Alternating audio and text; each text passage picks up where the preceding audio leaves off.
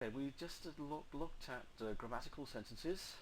We saw a few irregular types of grammatical sentences.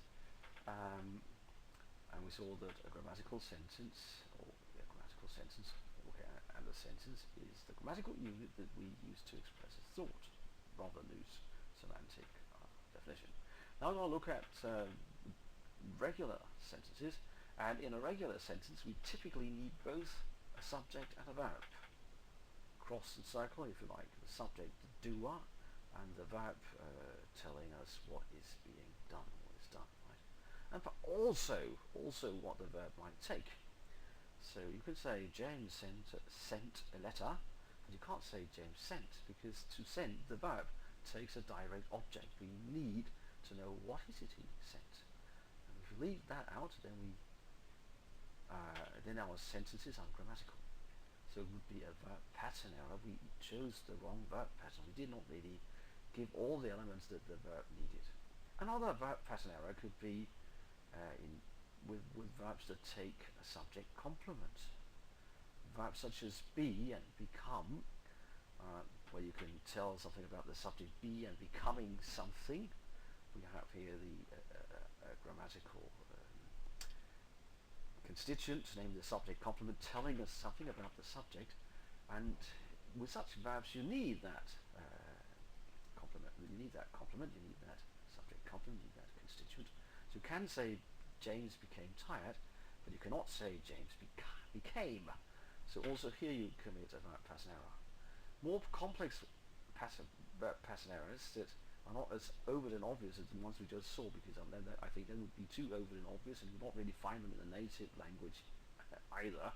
So not really perhaps all that interesting, but nice examples of verb pattern errors because they're so obvious. Right?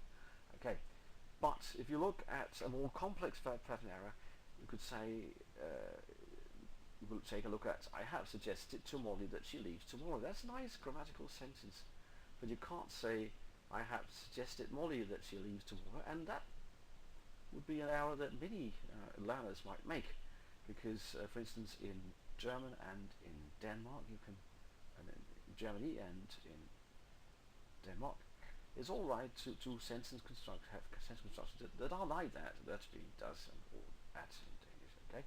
But other than that, I mean, it's this like the Danish verb pattern looks a bit like this. So they would forget the preposition, right? Or you could also say I've suggested that she leaves tomorrow. That will also be all right, okay? But you can't say Molly without the preposition in front of her, okay? So verb pattern errors, very tricky.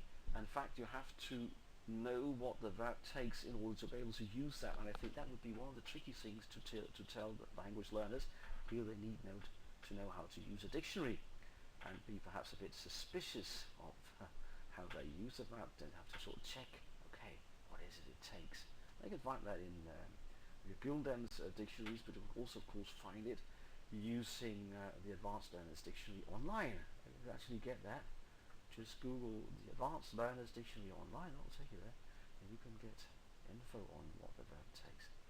Let me just finish off with another example of a non-grammatical sentence, namely a sentence where you find wrong forms in it. So you can have James sended. That would be, a morphology error. It's not really send, it's the wrong form. You have to say sent rather than sended.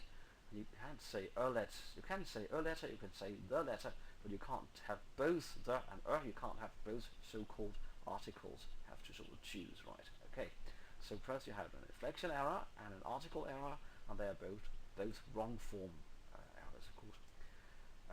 Another article error that you might find is when people leave it out. You see the indefinite article is needed.